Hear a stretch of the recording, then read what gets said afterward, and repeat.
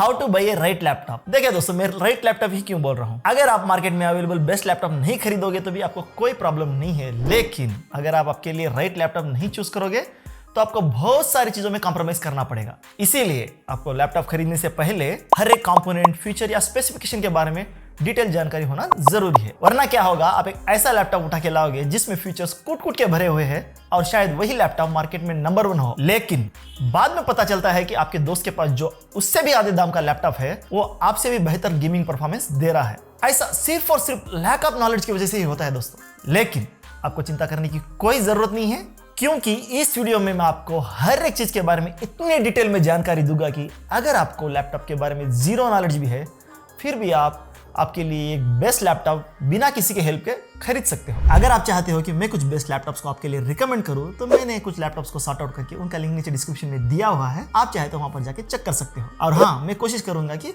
उन लैपटॉप की लिस्ट को मैं टाइमली अपडेट करता हूं ताकि आपको आउटडेटेड लैपटॉप लेने की जरूरत ना पड़े। तो चलिए वीडियो में आगे बढ़ते हैं। अगर आप मुझे पहली बार देख रहे हो तो मेरा नाम है मोहन एंड आपको लैपटॉप के बारे में ऐसे यूजफुल वीडियो चाहिए तो नीचे दिए गए रेड बटन को क्लिक करके आप इस चैनल को सब्सक्राइब कर सकते हो। तो यहाँ पर मैं प्रायोरिटी के हिसाब से पॉइंट वाइज एक्सप्लेन करूंगा, तो मेरी ये रिक्वेस्ट है कि आप एक चेकलिस्ट प्रिपेयर कर लो ताकि आपको डिसीजन लेने में आसानी हो। और हाँ, इस वीडियो के एंड में हर एक यूजर के हिसाब से रिक्वायरमेंट्स को सम अप करके डिस्प्ले करूंगा, so watch till the end. अगर दोस्तों आपको 1 रुपया भी ज्यादा इन्वेस्ट किए बिना आपके लिए एक बेहतर लैपटॉप चाहिए तो आपको लैपटॉप खरीदने से पहले ही ये डिसाइड करना होगा कि आपको लैपटॉप किस काम के लिए चाहिए, तभी तो हम अच्छे से डिसाइड कर पाएंगे कि हमें किस चीज पे ज्यादा फोकस करना चाहिए। अगर आपका मिक्सड यूसेज रहा तो भी आपको एटलीस्ट ये चेक करना होगा कि आपकी मेन प्रायोरिटी क्या है, जैसे कि आप रेगुलरली प्रोडक्टिविटी का वर्क करते हो और कभी कभार गेमिंग करते हो, या फिर आप ज्यादा टाइम गेमिंग पे ही बिताते हो। आपको ये डिसाइड करना होगा। So first decide your purpose.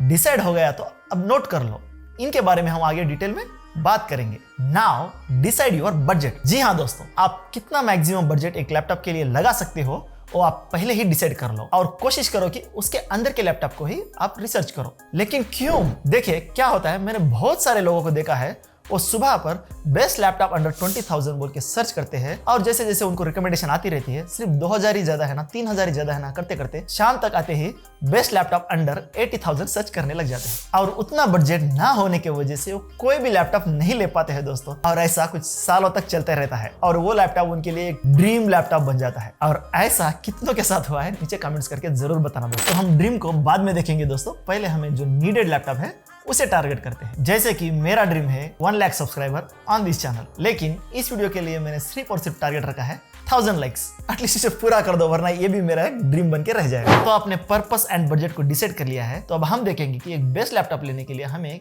किन चीजों को ज्यादा प्रायोरिटी देनी चाहिए। तो हमें सबसे ज्यादा प्रायोरिटी देनी चाहिए ब्रांड नेम। नहीं दोस्तों, ये बिल्कुल गलत है।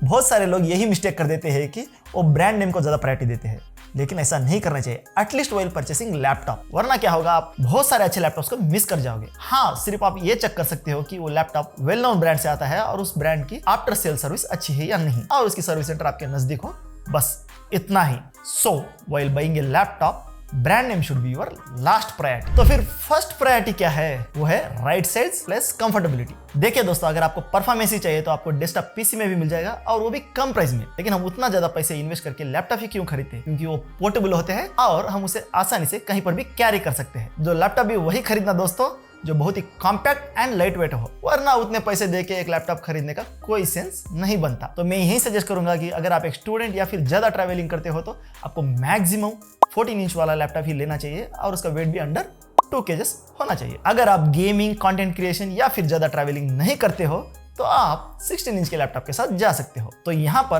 कंटेंट क्रिएशन यानी कि फोटो और वीडियो एडिटिंग के लिए कौन सा लैपटॉप बेहतर रहेगा आपको इस वीडियो में आगे पता ही चल जाएगा। तो यहाँ पर आपने आपके हिसाब से एक राइट साइज पिक कर लिया है, तो अब बारी आती है राइट परफॉर्मिंग लैपटॉप। देखिए दोस्तों, लैपटॉप की परफॉर्मेंस को ये 5 फैक्टर्स अफेक्ट करते हैं। वो है CPU, RAM, internal memory, GPU and last battery performance. देखिए दोस्तों, सिंपल रूल है, आप जितना ज्यादा पैसे इन्वेस्ट करोगे आपको उतना ही बेहतर परफॉर्मिंग वाला लैपटॉप देखने को मिलता है।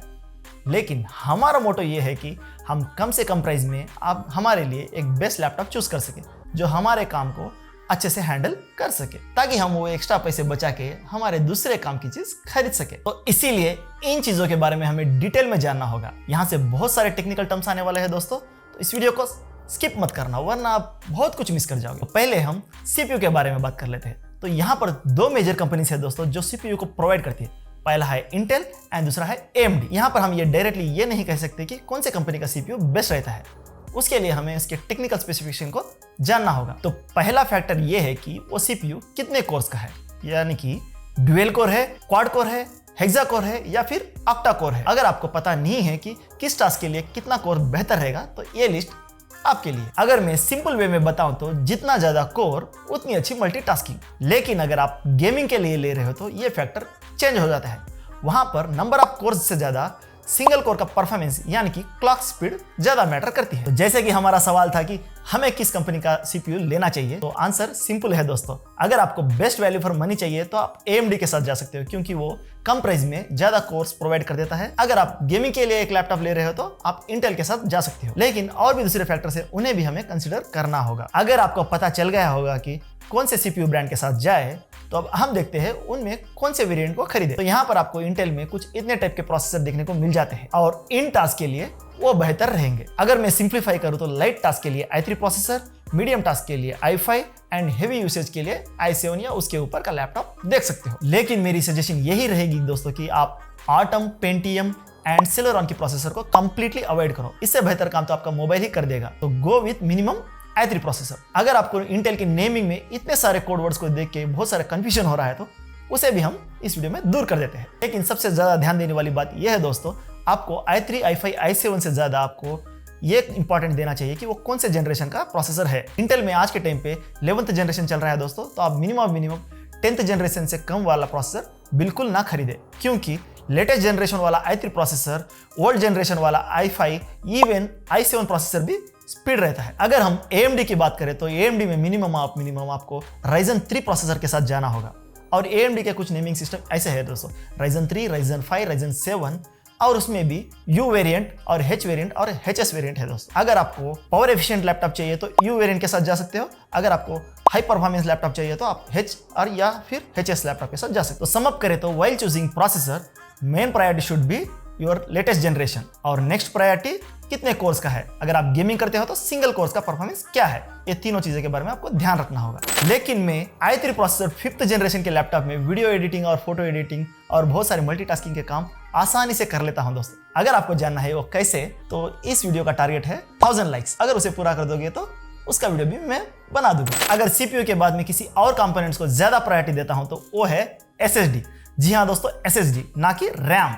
और वो क्यों है आपको इस वीडियो में पता चल ही जाएगा। अगर आपका लैपटॉप कुछ ही सेकंडों में फास्ट बूटअप होना है या फिर हर एक एप्लीकेशन फास्ट ओपन होना है तो आपको SSD इज मस्ट है दोस्तों। अगर आज के डेट में आप एक बिना SSD का लैपटॉप यूज कर रहे हो तो चांसेस आर हाई दोस्तों वो लैपटॉप बहुत ही स्लो चल रहा होगा। अगर मुझे सेम लैपटॉप में और सेम प्राइस में एक 4GB RAM with SSD and दूसरा वेरिएंट 8GB रैम वाला दिखे तो मैं SSD वाला वेरिएंट को ही चूज करूंगा दोस्तों। और आप आज के टाइम के हर एक लैपटॉप में रैम और SSD का अपग्रेडेशन ऑप्शन देख सकते हो दोस्तों। लेकिन रैम को अपग्रेड करना बहुत ही आसान हो जाता है दोस्तों, लेकिन SSD को अपग्रेड करने के बाद आपको OS को नए से इंस्टॉल करना होगा या फिर OS को हार्ड ड्राइव से SSD में क्लोन करना होगा। वो थोड़ा लेंथी प्रोसेस हो जाता है और बहुत सारे लोग कंफ्यूज हो जाते हैं। तो आप ये काम करो कि SSD वाला लैपटॉप ले लो और रैम को बाद में अपग्रेड कर सकते हो। अगर आपको ये जानना है कि आपके लैपटॉप में SSD को कैसे इंस्टॉल करें और OS को कैसे क्लोन करें, तो उसके लिए भी मैंने ऑलरेडी एक वीडियो बना के रखा हुआ है दोस्तों। आप ऊपर आई बटन पे या फिर नीचे डिस्क्रिप्शन में उसे जाके देख सकते हो। SSD में भी आपको कुछ वेरिएंट्स देखने को मिल जाते हैं दोस्तों जो स्पीड को डिसाइड करते हैं। यहाँ पर NVMe SSDs are much faster than SATA SSD, लेकिन इसके लिए आपको बहुत ज्यादा पैसे देना होगा दोस्तों। तो आप एक काम कर सकते हो, आप मिनिमम 250GB का SSD with 1TB hard disk वाला लैपटॉप ले सकते हो। उससे आपका पैसे भी बच जाएंगे और आपको ज्यादा स्टोरेज स्पेस भी देखने को मिल जाती है। तो अब हमारे प्रायोरिटी में 3rd नंबर पे आता है रैम। देखिए दोस्तों, more RAM is better for multitasking. लेकिन हाँ, कितनी GB की रैम है उसके साथ साथ आपको ये भी चेक करना होगा कि उस रैम की फ्रीक्वेंसी क्या है। अगर आप 2021 में लैपटॉप ले रहे हो तो डोंट गो बिलो 1800 मेगाहर्ट्ज और कंपलसरी DDR4 वाला रैम ही चूज करना। कंप्लीटली अवॉइड DDR3, चाहे वो आपको कम पैसे में ही क्यों ना मिल रहा हो, क्योंकि उसका परफॉर्मेंस भी बहुत कम रहेगा और आगे जाके आपको अपग्रेड करने में भी बहुत मुश्किलें आ सकती है दोस्तों। तो just by DDR4 variant RAM. अगर आपको डाउट है कि किस टास्क के लिए कितनी GB की रैम सफिशिएंट है तो इसके लिए ये रहा लिस्ट। अगर फिलहाल आप टाइट बजट में हो और रैम को बाद में अपग्रेड करना चाह रहे हो तो आपको ये भी चेक कर लेना होगा कि वो लैपटॉप मैक्सिमम कितने GB की रैम को सपोर्ट करता है। अगर वो लैपटॉप ड्यूअल चैनल को सपोर्ट करता है तो उसे आप सोने पे सुहागा कैसे। अब हम देख लेते हैं जीपीयू के बारे में। जीपीयू यानी कि ग्राफिक्स प्रोसेसिंग यूनिट, अगर सिंपल में बताऊं तो ग्राफिक कार्ड। देखिए दोस्तों, लैपटॉप में दो तरह के ग्राफिक्स कार्ड आते हैं, एक इंटीग्रेटेड ग्राफिक कार्ड और दूसरा dedicated graphic card. Integrated graphic card यानी कि आपके सीपीयू के साथ ही आता है, और डेडिकेटेड ग्राफिक कार्ड यानी कि सेपरेटली आपको वहां पर मिल जाता है, AMD का या फिर NVIDIA का। अगर आप डेडिकेटेड ग्राफिक्स कार्ड वाले लैपटॉप को चूज करने जाओगे तो उसका प्राइस एकदम से बढ़ जाएगा दोस्तों। तो इसीलिए आपको यह जानना होगा कि आपके टास्क के हिसाब से आपके लिए कौन सा ग्राफिक कार्ड बेस्ट रहेगा। तो मेरी सजेशन ये रहेगी दोस्तों, अगर आप हेवी ग्राफिक वाला काम या फिर हेवी गेमिंग नहीं कर रहे हो तो आप इंटीग्रेटेड ग्राफिक्स कार्ड के साथ ही जा सकते हो। एक डेडिकेटेड ग्राफिक्स कार्ड के ऊपर पैसा बर्बाद करने की कोई जरूरत नहीं है, क्योंकि नॉर्मल टास्क में आपको एक डेडिकेटेड ग्राफिक कार्ड से कोई भी परफॉर्मेंस इंप्रूवमेंट देखने को नहीं मिलेगा। ग्राफिक्स कार्ड में भी बहुत सारे वेरिएंट्स है दोस्तों, तो किस चीज के लिए कौन सा ग्राफिक कार्ड लेना चाहिए इस लिस्ट में दिया हुआ है। तो last but not list performing factor ये है दोस्तों, बैटरी बैकअप। अगर आप घर से ज्यादा रहते हो और ट्रैवलिंग ज्यादा करते हो तो आपको बैटरी के बारे में भी ध्यान देना होगा। लेकिन बिना यूज किए हम कैसे पता करें कि एक लैपटॉप की बैटरी बैकअप कितनी है? तो सिंपल है दोस्तों, अगर लैपटॉप के वेबसाइट में 10 आवर्स की बैटरी बैकअप लिखी हुई है तो आपको आराम से 6 घंटे की बैटरी बैकअप देखने को मिल जाती है। अगर एक अच्छा ब्रांड है तो मिनिमम आप 60% बैटरी बैकअप मान के चल सकते हो। तो ये हो गया परफॉर्मेंस के बारे में। अब हम देखेंगे यूजर एक्सपीरियंस के बारे में। तो सबसे पहले आता है डिस्प्ले। अगर आप 2021 में एक लैपटॉप ले रहे हो तो आपको मिनिमम फुल HD के रेजोल्यूशन के साथ जाना होगा दोस्त। अगर हम पैनल्स में कौन सा पैनल ले वो डिसाइड करना हो तो IPS panels are much better than any other panel, क्योंकि इसका जो व्यूइंग एंगल है वो बहुत ही बढ़िया रहता है और आपको लाइफ लाइक कलर्स देखने को मिल जाते हैं। यानी कि आप किसी भी एंगल से उस स्क्रीन को देखोगे तो आपको जो कलर्स में कोई भी बदलाव नहीं आएगा। अगर हम रिफ्रेश रेट के बारे में बात करें तो 60 hertz is standard refresh rate है दोस्तों। अगर आप हाई FPS वाला गेमिंग कर रहे हो तो आपको हायर रिफ्रेश रेट के साथ जाना होगा। अगर आप आपके लैपटॉप को आउटडोर में या फिर हाई लाइटिंग एनवायरनमेंट में यूज कर रहे हो तो आप मेक श्योर रहे कि वो डिस्प्ले एंटी ग्लेयर टेक्नोलॉजी के साथ आए और उसका जो ब्राइटनेस है वो मिनिमम 300 नीट्स का हो। और इनके साथ साथ चेक करने वाली बात यह भी है कि दोस्तों उसकी कलर एक्यूरेसी क्या है। अगर आप कंटेंट क्रिएशन का काम करते हो जैसे कि फोटो या फिर वीडियो एडिटिंग, तो आपको मिनिमम 99% sRGB वैल्यू वाला लैपटॉप ही लेना चाहिए। लेकिन बजट लैपटॉप में मोस्ट ऑफ द टाइम आपको ओनली 60% sRGB या फिर 45% NTSC वैल्यू वाला लैपटॉप ही देखने को मिलता है। अगर आपके पास बजट कम है और आप एक कंटेंट क्रिएशन के लिए लैपटॉप लेना चाह रहे हो तो उसके लिए आप एक एक्सटर्नल मॉनिटर का यूज कर सकते हो। और मेरे पास कौन सा मॉनिटर है वो जानना है तो नीचे कमेंट्स करके जरूर बताना दोस्तों, उसका रिव्यू भी मैं दे दूंगा। अगर हम डिस्प्ले के बारे में बात कर ही रहे तो दोस्तों इसमें और एक वेरिएंट आता है, वो है टच स्क्रीन वाला लैपटॉप। देखिए दोस्तों, ये एक अननेसेसरी फीचर है, इसमें आपको पैसे बर्बाद करने की कोई जरूरत नहीं है। लेकिन अगर आप एक 2-in-1 वाला लैपटॉप लेना चाह रहे हो जिसे आप टैबलेट की तरफ यूज करना चाह रहे हो तो आप टच स्क्रीन के साथ जा सकते हो। लेकिन इससे बेहतर ये रहेगा दोस्तों कि आप एक सेपरेट टैबलेट ही खरीदो। तो अब आते हैं पोर्ट्स के बारे में। कौन से भी बजट का लैपटॉप लो, आपको ये चीजें मिनिमम होनी चाहिए। एक HDMI पोर्ट, एक USB 3.0, 3.5 mm का हेडफोन या फिर माइक जैक और ब्लूटूथ 5.0 और Wi-Fi 6 कंपलसरी होना चाहिए। और उसके साथ मिनिमम एक HD कैमरा तो कंपलसरी होना ही चाहिए। अगर आप टाइपिंग ज्यादा करते हो तो आपको कीबोर्ड को भी पर्सनली चेक कर लेना होगा। अगर आप एक अच्छा खासा पैसे इन्वेस्ट कर रहे हो तो दोस्तों आपको USB Type-C port with charging support and SD card slot and keyboard में बैकलाइट भी होना चाहिए दोस्तों। अगर आपको लैपटॉप को फिजिकली चेक करने का मौका मिले तो उसकी बिल्ड क्वालिटी को भी अच्छे से चेक कर लेना दोस्तों। स्पेशली हिंजेस को आप ट्राई करना है कि लैपटॉप की लीड को एक ही उंगली से ओपन कर सके। और उसके साथ साथ लैपटॉप का वेंटिलेशन यानी कि थर्मल सिस्टम भी बहुत ही अच्छा होना चाहिए, वरना क्या होगा कि आपके लैपटॉप में हाई स्पीड वाला प्रोसेसर रहेगा तो भी वो हीट अप हो जाने की वजह से लैग करेगा ही करेगा दोस्तों। मैंने ऊपर के पॉइंट जो बताया दोस्तों बेयर मिनिमम है दोस्तों, और बाकी के सभी फीचर्स एडेड एडवांटेज हो गए, जैसे कि Thunderbolt support, 4G connectivity and RGB lighting. लेकिन उसके लिए आपको एक्स्ट्रा पैसे देने होंगे। तो चलिए, जैसे मैंने पहले ही बताया था, हर एक के नीड के हिसाब से मिनिमम रिक्वायरमेंट को मैं सॉर्ट आउट करके यहाँ पर डिस्प्ले करूंगा। तो ये रहा आपके लिए। तो इस वीडियो में बस इतना ही, मिलते हैं अगले वीडियो में, तब तक के लिए बाय।